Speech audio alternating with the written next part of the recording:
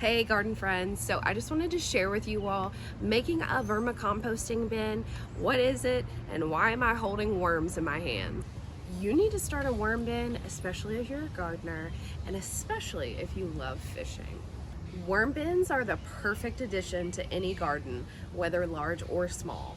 Let me show you how I'm making mine. So a vermicomposting bin is super simple. It's a literal bin and you add certain types of worms into that bin. There are only 7 species out of 6,000 total that you can choose from, so make sure you're not just going to the bait store. Red wigglers are what I have here. It's a type of earthworm that is highly recommended by me and other master gardeners. So as a gardener, this is a great resource that you can have in a small space or a large space. You could keep it indoors or outdoors. It needs to be in a shady location and you need to make sure that you're checking on it, but it's great because it's another alternative to keeping a compost pile that you have to turn and monitor to make sure you're adding the correct things for it to break down. On the other hand, earthworm castings, or what we gardeners like to call earthworm poop, is an amazing nutrient-rich soil additive that's ready to use as soon as you harvest it, or you can store it for later use. When you get to your earthworm harvest, it'll look something similar to this that's in these cups right now, kind of like a fine, dark soil, almost in round pieces, essentially kind of like poop, right? So this can be added directly to your garden and it brings so many amazing things that your plants need.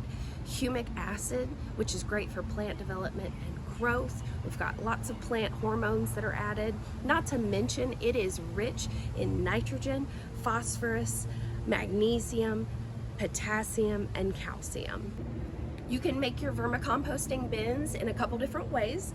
If you go the route like I did with plastic, you want to make sure that you're getting a 1 by 2 foot plastic bin, either one bin with a lid, or you can do the 3 bin system, which is what I'm doing today. So in that case, what I did was I bought 3 bins and I also got the 3 lids with them, but I'm only going to use 1 lid. You can also, on the other hand, build a DIY worm bin out of wood. I just went the plastic route because I didn't feel like paying the prices we have for wood right now. All right, so you're gonna have to buy a couple things. I bought an on-off valve because I couldn't find a spigot that turns on and off, but I'm gonna use this. This will work the same. It's in the water hose section. I bought the 3 bins. You can choose your 1 bin method or build your own wood DIY bin. Get you a drill. I've got a 1-inch bit at the end. This is for drilling a hole so my spigot can actually go in there. My spigot is going to be for the bottom 3rd bin because in my bin, the 3rd bin at the very bottom is going to catch any leachate.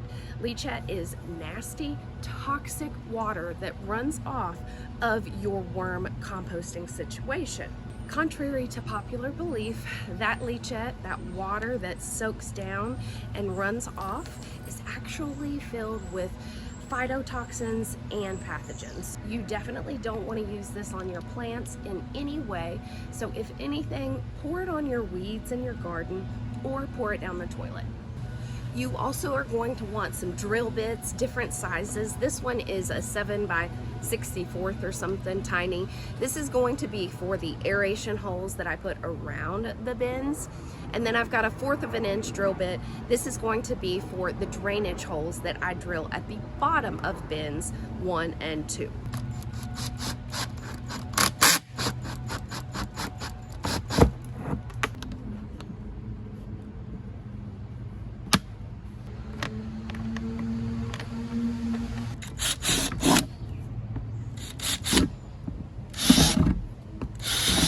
The next thing we're gonna do is we're gonna do a tiny drill bit and we're gonna do aeration holes so the worms can breathe.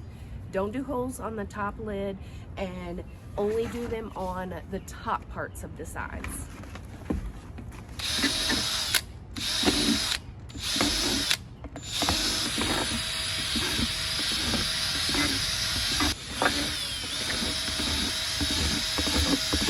All right, make sure if you're doing the 1 bin method, you do that to the 1 bin around the top of the sides.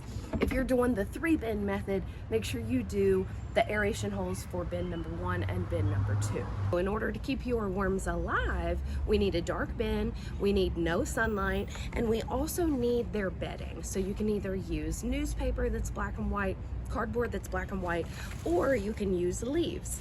We also want a little bit of our garden soil to give the worms good digestion and also some good microorganisms to their diet. All we do is put the worms in their new home. Be gentle with your worms. They don't like to be tussled. That's another reason why we don't have to move this around. So the really cool thing about using a vermicomposting bin is that you do not have to turn the vermicompost. It actually will likely kill your worms if you start to turn it, so you want to be extra gentle with them. Now I have all my worms in their home. I'm going to put their bedding on top of them. So I've got a bag of my leaves and some garden soil, and we are going to cover the worms up. So the 3-bin system works as follows.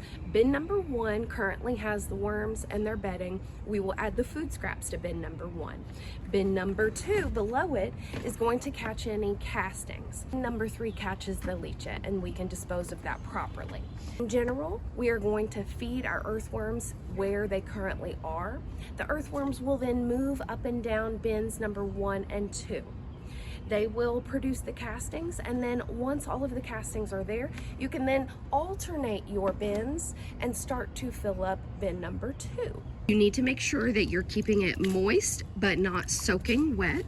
Worms breathe through their skin, and if you drown them, they will quite literally drown and die. So now you can put the bin in a couple different locations. Make sure if you're doing it outside, it's in a shady spot. And then if it's indoors, you can do it in the garage, the carport, if you have a bonus room, maybe you have a big kitchen. It's totally up to you. But the best part about a worm bin is there is no smell and there are no pests. So my shady spot is kind of around here. This is my catch-all area, but it's gonna work, it'll be fine. So your vermicomposting bin, you can only put certain things in there from your kitchen. The things you are not going to put in include meat of any sort, dairy of any sort, any type of citrus fruits or peels, these are stand-ins, and then no onion or garlic shall enter. So to keep that simple, just write you a list, put it on your fridge or somewhere in your phone so you can remind yourself, because you can in fact kill your worms. You're welcome to put eggshells. You can put any type of fruit or veggie scraps, any type of newspaper, and dry leaves can be added as well if you run out of bedding. So in about 4 to 6 months, these cute little worms are going to produce an amazing amendment that we can add to our garden that's going to help our plants grow lush, beautiful fruits and veggies. I hope this video is fun and helpful for you as a gardener, and I would love to know if you end up trying your very own vermicomposting bin. It's great if you have kids, or if you're a teacher, you could definitely share the idea of composting and also the science behind earthworms and how they help our garden. See you next time, friends.